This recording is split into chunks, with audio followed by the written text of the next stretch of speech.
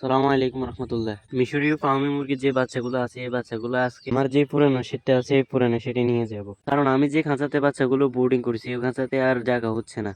যেহেতু যত দিন যাচ্ছে এত দিনে বাচ্চাগুলো ধীরে ধীরে বড় হচ্ছে। আমরা আগের ভিডিওগুলো দেখছেন তারা জানেন, আগের বেচের বেশ কিছু মিশরীয় ফার্মি মুরগির বাচ্চা মেরে ফেলছি দূরে, তাই এই সেটে বাচ্চাগুলো বোর্ডিং করে নেই। যদি আবারও এই সেটে বাচ্চাগুলো বোর্ডিং করতাম তাহলে অনেক বাচ্চা আবারও মেরে ফেলতে পারতো। সেটটা তো এভাবে খালি রাখা যাবে না, তাই আমি অনেক চিন্তা ভাবনা করে দেখলাম সেটা যদি আমি কিছু করতে চাই তাহলে একটু বড় বড় বাচ্চা দিতে হবে, তাহলে আর ইঁদুরে খেতে পারবে না। তাই আমি আজকে একটু বড় সাইজের বাচ্চাগুলো খামারে ছেড়ে দিলাম, যাতে করে ইঁদুরে কোনো বাচ্চাগুলোর ক্ষতি না করতে পারে। সবকিছু সুন্দরভাবে সেট আপ করে বাচ্চাগুলো ছেড়ে দিলাম।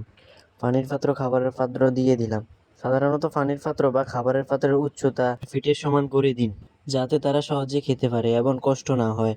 পাত্র নিয়মিত পরিষ্কার করে সকাল বিকাল তাজা ফ্রেশ পানি দিন, এতে করে বাচ্চাও সুস্থ থাকবে, খাবারও ঠিকভাবে খাবে। আমি এখানে ফার্মি মুরগির বাচ্চাগুলোর জন্য কোনো লিটার ব্যবহার করি নাই। নিচে যে মাটিগুলো আছে এই মাটিগুলো এই লিটার হিসেবে ব্যবহার করা হবে, তাতে বাচ্চাগুলোর কোনো সমস্যা হবে বলে আমার মনে হয় না। মুরগি ধরার সময় খুব সাবধানতা অবলম্বন করতে হবে। তাড়াহুড়া করে বা তাড়া করে মুরগি ধরবেন না, এতে মুরগি ভয় পেয়ে যায়। ডানার গোড়া ধরে বা দুই পা একসাথে করে আলতোভাবে ধরতে হবে, যাতে করে মুরগিগুলো কোনোভাবে ব্যথা না পায়। তাই আমি একটা একটা করে মুরগিগুলোকে আলতোভাবে ধরে ভিতরে নিয়ে নিচ্ছি। ঝুড়ির ভিতরে একসাথে অনেকগুলো মুরগি ঢুকানো যাবে না, সাথে অনেকগুলো মুরগি ঝুড়িতে ঢুকালে গাদাগাদি করে মারা যেতে পারে।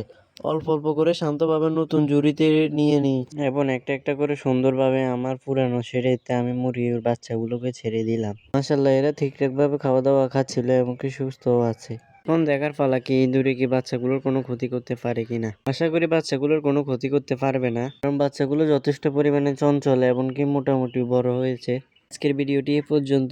যারা আমার ইউটিউব চ্যানেল সাবস্ক্রাইব করে নেই তারা সাবস্ক্রাইব করে দিবেন, আর যারা ফেসবুক পেজ থেকে দেখছেন তারা ফেসবুক পেজে ফলো দিবেন, লাইক দিবেন, শেয়ার করবেন। আল্লাহ হাফেজ।